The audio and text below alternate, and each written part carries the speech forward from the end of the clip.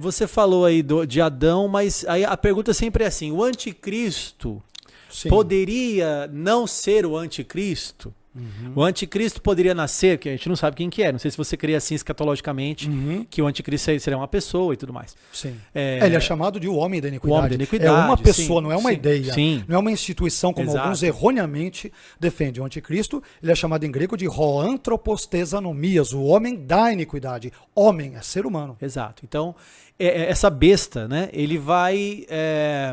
ele foi decretado para ser o anticristo, ele tem como não ser, esse homem vai nascer e ele não será, ele tem como escolher, você sabe dessa pergunta, né? Então, como é que funciona essa parte? Ele poderia decidir não ser o anticristo? A questão é a seguinte, nós não podemos só apontar para o anticristo, a gente tem que voltar lá atrás. Por que o anticristo surge?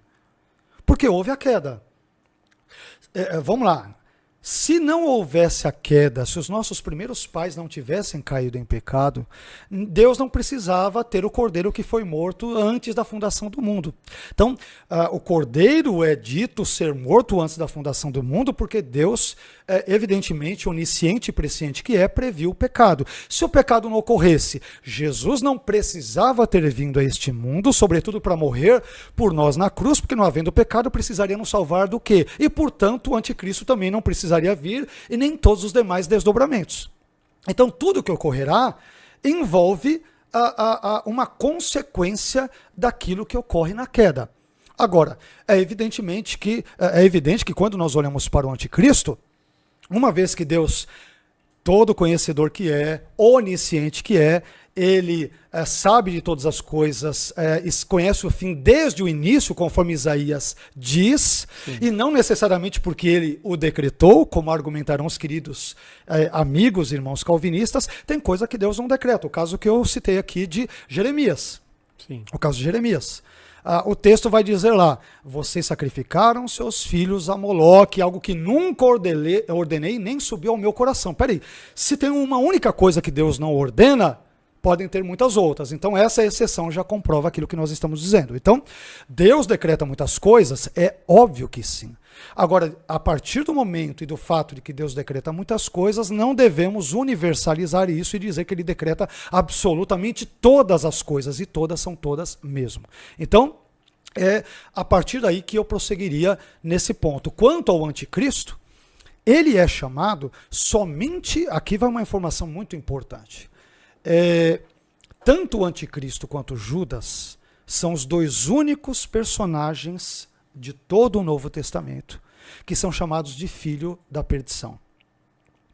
A expressão grega só é usada para Judas e o anticristo, para ninguém mais, no Novo Testamento inteiro, que é horuios tes apoleias, isto é, o filho da destruição ou da perdição. Respondendo a sua pergunta. Entendi.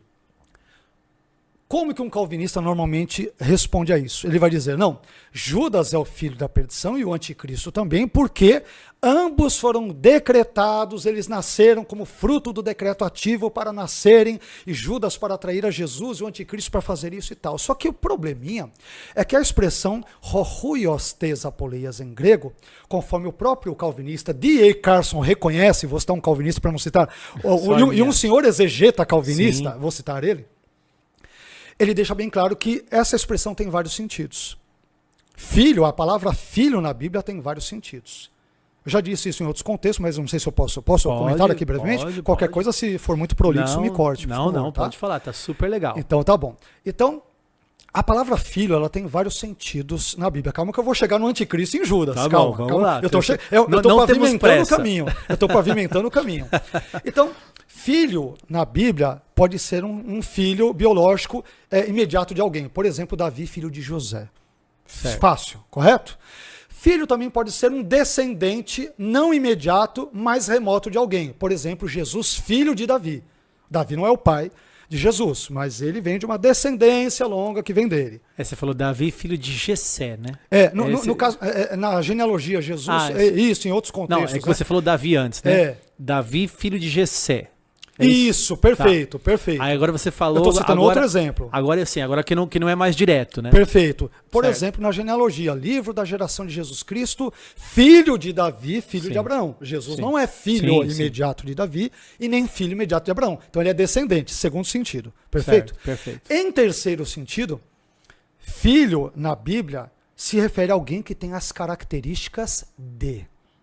Por exemplo, os filhos de Eli, Ofni e Finéias, eram profundamente promíscuos e pecadores. Como que eles são chamados em hebraico? Bnei Belial, filhos de Belial, do maligno.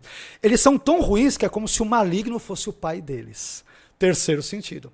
E quarto sentido, filho de alguém que está destinado a. Agora sim, vamos lá para Judas e o anticristo.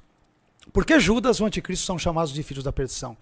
Porque eles vivem uma vida de impiedade, promíscua, afastada de Deus e contrária a Deus. Judas trai a Jesus com 30 moedas. O anticristo, ele é chamado de anti, com prefixo anti, porque primeiro buscará ocupar o lugar de Jesus e ao fazê-lo, o segundo sentido, ele se oporá a ele, será contra ele. Então, por agirem assim, de forma ímpia, é que eles serão destinados à perdição vindoura. Deus não os cria para serem traidor, respectivamente, e o inimigo de Deus, dos homens e de Cristo, que é o anticristo.